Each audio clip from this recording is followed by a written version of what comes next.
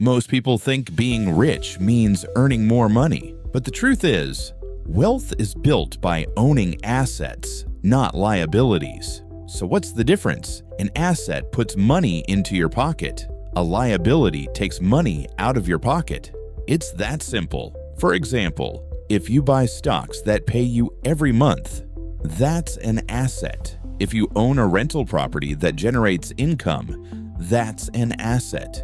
If you build a YouTube channel that earns money, that's an asset. Assets make you money, even when you sleep. Now let's look at liabilities. A car payment is a liability. Expensive gadgets are liabilities.